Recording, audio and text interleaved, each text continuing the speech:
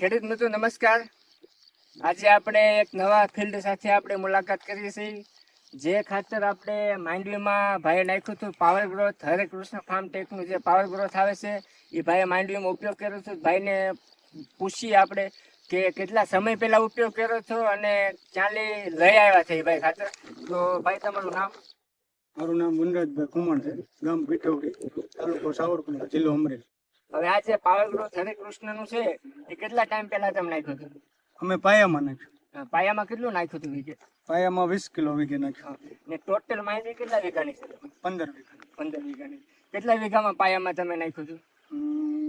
12 વીઘામાં નાખ્યું હતું, 2 વીઘામાં બીજું ખાતર નાખ્યું। તો જે 12 વીઘામાં પાવર ગ્રોથ હરે કૃષ્ણનું છે એમાં તમને શું ફાયદો લાગ્યો? જે 2 વીઘામાં નાખેલું છે એમાં કેટલો ગેપ પડ્યો? ફેર ગેપ હતો। એટલે કઈ રીતના ગેપ હતો પાવર ગ્રોથ? માનો કે વૃદ્ધિમાં હતો, અને સિંગમાં, રોગ પ્રતિકારક શક્તિમાં થોડું સારું લાગ્યું આ જેમાં નાખ્યું હતું। પછી કેટલા સમય નાખ્યું હતું તમે?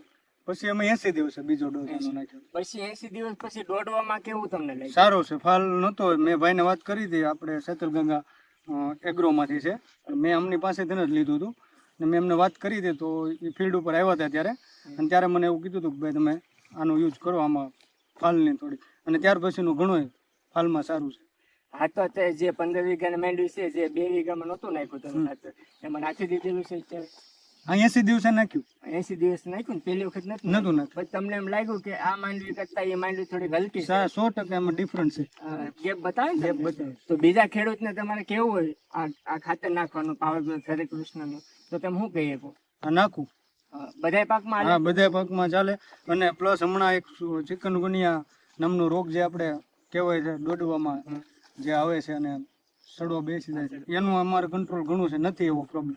એટલે આ ખાતરમાં થોડુંક નાખવું સારું લાગ્યું।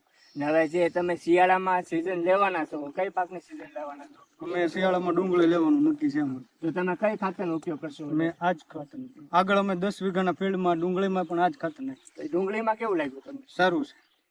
તો ભાઈનું કેવું એવું છે કે જે 15 વીઘાની માંડવી છે એમાં આપણે 13 વીઘામાં હરે કૃષ્ણ ફાર્મ ટેકનું જે પાવર ગ્રોથ દાણાદાર ખાતર આવી નાખેલું છે, અને 2 વીઘામાં બીજું રાસાયણિકના ખાતર નાખેલું હતું।